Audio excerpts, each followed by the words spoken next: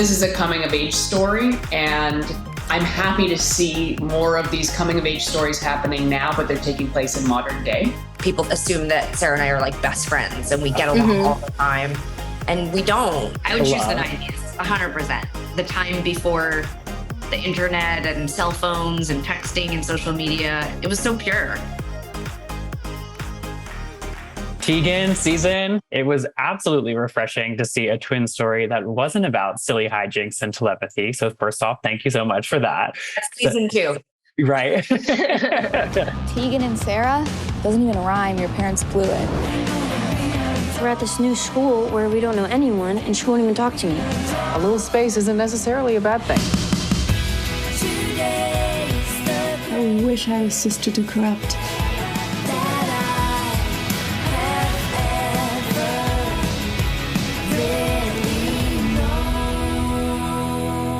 Since twins aren't terribly common, I have to imagine that you probably get asked a lot of really dumb questions. So my first question for y'all is, what are some common twin misconceptions? I guess we can start with Seazynn. That we can read each other's minds, that we can feel each other's pain, that I always know where she is. If I'm somewhere, then somebody will ask, where's Railey? And I'm like, I don't know, I'm sorry. Like, I don't know where her iPhone is, like, whatever. I don't know. So those are a couple that I get asked quite often. Okay. Tegan, did she miss anything that you get asked often? No, those are definitely the big ones. I think the biggest one that I run up against is just people assume that Sara and I are like best friends and we get along all the time, and we don't. And I was actually very reassured hanging out with Seazynn and Railey this last year, because like there is a bond and a connection you have with your twin that's hard to put into words, but like you also want your own life and your own autonomy and independence. And like, it can be annoying sometimes. So there's this automatic, like you're with your best friend and you're just traveling the world and being in a band. And you're like, I want to murder her most of the time. That's why there's a reason why Tegan and Seazynn are paired together. You get a Tegan and a Sara, like, because that's the real truth about twins. None of us wanted to be with our twin.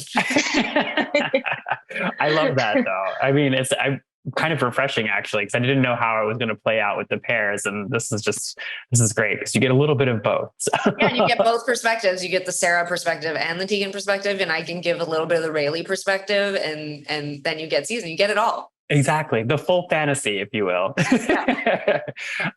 So Tegan, my next question is for you. There is some incredible music throughout this. Definitely it sent me down a rabbit hole. How much of a hand did you have in like choosing what music went in each episode? So Sara and I and Clea and Laura interviewed a bunch of different music supervisors. And the one we landed on was just somebody who I felt understood the 90s music and understood that we didn't just want to put big pop hits from the 90s. We wanted a lot of underground music, a lot of the local and Canadian scene in there as well. So I feel like every episode is sort of littered with a really good mix of like the big Smashing Pumpkins whole, Violent Femmes moments, but then there's lots of more underground music as well, which is really cool. And Sara and I were so happy with the music. I just feel like every moment is so spectacular. I love that. So to both of you, if you could choose between growing up in the 90s or growing up now, which would you choose and why? Tegan, do you want to go first on this one? Sure. I mean, I would choose, like most people, I would stay in my era. I did like growing up in the 90s, but like, I think it's a weird time right now for sure. With social media, I probably would have done something devastatingly bad and put it on the internet for the rest of my life. So I'm glad I grew up in the 90s, but mostly just because I am glad that I didn't grow up with a cell phone and the internet, like that really made my experience very specific. So Seazynn, how about you? That's what I would say. There's no way I would choose to grow up now. I'm fine with when I did grow up, like the early 2000s, because I didn't have a cell phone then. And I hate that tiny children are getting cell phones, because that's not it. It just, I hate it. And so I guess I would say I would choose the 90s over it, just strictly for that reason. I think we're all on the same page with that one. Well, Thank you so much, guys, for taking the time to chat with me. I really appreciate it. I can't wait for people to see this because it's a really amazing show. Appreciate it. Thank you. All right, bye. Thank you. Sara, Railey, it's such an honor to be talking to both of you. I'm so excited to share this interview with the world, but more excited for you guys to share this show. It's awesome. I had a lot of fun watching it, and it definitely took me back to my childhood. And I was immediately reminded of all my questionable fashion choices. So I'm curious, Sara, first question, were there any outfits you regret wearing back then? Well, one of my biggest, I guess, like revelations in writing the book and going back and looking at all these photos and watching all the VHS footage of us in high school, I had decided in my brain that it was all very embarrassing.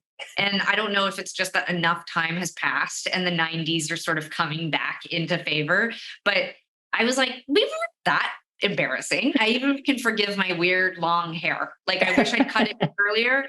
But on the other hand, there's a part of me that's like, you know what? I just kept it for a long time. But the chain, it's embarrassing. Heard. Really, were there any outfits that you were thrown in for the show that you were like either loved or were not so much a fan of? I was comfy. I feel like what I already wear, like I don't really wear clothes that fit me too well, and I like layers. So it was my dream come true, pretty much. I wanted to take it home. Perfect. There you go. My question for you, Railey, is, are there any parallels between your experiences with your character or personality traits that you found very similar? Yeah, I mean, so much of it. When Tegan was left alone, shown a lot in the beginning episodes. Are you guys twins? No. Yes. Tegan. What is this, a business meeting? Did we get tired of dropping everything for her? I'm not dropping everything. It's more like I'm waiting. I mean, that's like how I decided I was playing Tegan and Seazynn was playing Sara. That was actually my next question, is like, how did you ultimately decide which twin would play who? That was your decision? Yeah, well, it was because, they had just given us the scripts or the audition sides or whatever, and they said, pick whoever you want to play. And so I read the first page, and it was the fight scene. And I said, okay, so Seazynn will be Sara and I'll be Tegan. Do you know what's funny, though? We knew that, too. Like, when Tegan sent me the first video of Railey, she was like, this is me. Like, she didn't say, hey, here's a set of twins that are really cool and I think they could play us. She was like, this me. And like, we were like going through all of Railey's TikToks, and I saw Seazynn and I was like, that's me. Like, cause I was just like, Railey was always doing the kind of like, Seaz, can you just say this thing or blah, blah, blah. And that's Tegan. She's always like coming at me about like, can you say this thing or pointing a camera at me or whatever. And I sent the videos to our actual high school friends. But we knew, we were like, it's definitely Railey as Tegan and Seazynn as Sara, for sure. I love that. That's amazing that it was just so obvious to you right out of the gate. So obvious. So my final question for both of you, if you could choose between growing up in the 90s or growing up now, which would you choose? From the show, the 90s looked pretty sick. So yeah, I would choose the 90s 100%. I wouldn't change a thing. I think the 90s were great. I actually feel like the time before the internet and cell phones and texting and social media, it was so pure. It was beautiful. And you could get away with way more. I love that. You can get away with anything now. Honestly, I love this show and I can't wait for people to see it. It was fantastic. It's going to be amazing. And I hope for many, many, many more seasons, because you left me with that cliffhanger at the end. I'm not okay with it. Thanks for your time. We really appreciate it so much. Thank you. Of course. Thank you so much for taking the time to chat with me. I'm very, very excited to speak with both of you. You play Tegan and Sara's mother and her boyfriend. I'm not one of your clients. No, if you were one of my clients, you would actually talk to me. I wish I was sister to corrupt. Sometimes when I'm driving home, I get to our street and all I want to do is keep driving and never look back. So you're really okay? I'll tell you the truth if you tell me the truth. You're relatively close in age to the real life Tegan and Sara. Is it safe to say that both of you were fans going into this project? Yeah, certainly. I'm Canadian too, so it's also like, I feel like every Canadian knows when a Canadian becomes successful in the media sphere.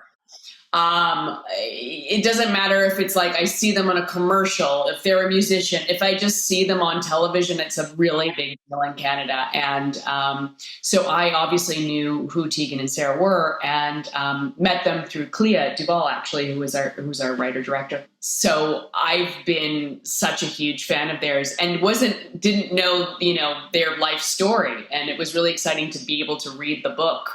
And go into this project kind of understanding their childhood, which was very similar to my own, because as you said, very similar in age. And it was very reflective of my own childhood experience. That time, the music, everyone was dressed. I remember there was one time when we went to like a basement party. It was like going in, like back in time. I was like, this is my friend's It was. I've told all my friends now, like, guys, when you see this scene, you are going to have flashbacks to the parties that we used to throw. But also, there were, for set use only, there were like cigarette butts. It smelled like I remember a 90s party smell. That's incredible. Yeah, I mean, Coors Light and cigarette butt. Not great smell. That's quite the smell to take you back. So there's a moment in episode 5 when both of you find out that Tegan and Sara, they have your guitar and you have them play for you. I found that moment really, really beautiful to watch, because both of your reactions are so nuanced and emotional. You're both parents in real life, so I was just wondering if you were pulling from any real life experience there. Not acting at all. That was the sweetest scene in the world to watch. It was filled with us being just fans of Railey and Seazynn as people, and knowing that it was a perfect scene for like what is happening in front of you is what's happening in life, and then connecting it with the actual what must have happened with Tegan and Sara 25 years ago, doing that in that special moment for them. It was the easiest scene I've ever done, because I think Cobie and I were both just like in awe of what we were watching. It was so sweet. What you were seeing in that entire thing is exactly what happened, which is these two young artists discovering themselves and channeling it through the story of two other young artists. It was, I felt so fortunate to be a part of that. And I think we both teared up a few times, and Clea was like, guys, we're not going for tears on this one. Like, that's a different scene. So just get it together. Pull it back. Yeah. To yes, and what Kyle said, like Railey and Seazynn are very, like, they're so much cooler than we are. Like, they're so cool. So there was no, like, we didn't know what to expect. They didn't know how to play the guitar before they jumped into this job, and it was a world of firsts for them. And so it was a big day of like, we're going to showcase the scene, and we're going to be acting, and we're going to be performing. And so it was just so beautiful to see truly how much work they had done up until that point. And so I was just really proud. Were you just playing guitar? Yeah. Tegan didn't go to school today. Left me all alone to play.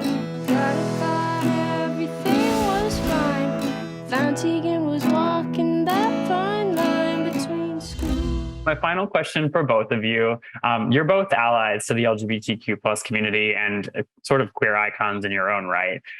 As allies, why do you feel is important to share and be part of stories like this? I mean, I think this is a coming of age story, and I'm happy to see more of these coming of age stories happening now, but they're taking place in modern day. Mm-hmm. And I think that seeing a coming of age story for two lesbian sisters in the 90s and seeing how that was dealt with, I think will have people reflect upon that time and just kind of understand what that generation had gone through to be able to have the confidence to come out. And it's always good to have different stories, right? I think that this is such a beautiful telling of their journey. So I think this sort of reset ourselves now and involve ourselves in allyship is really important, so that every generation can see that every generation is engaging.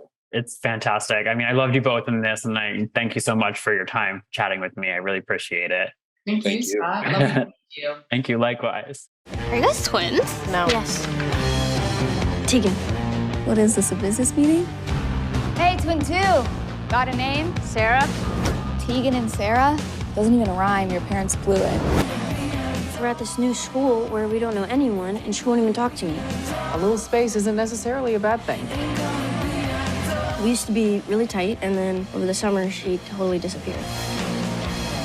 Whether you like it or not, you're stuck with each other. So you gotta find a way to get along. I miss you, Tiki. I miss you too. I wish I was sister to corrupt. Sometimes when I'm driving home, I get to our street and all I want to do is keep driving and never look back. So you're really okay?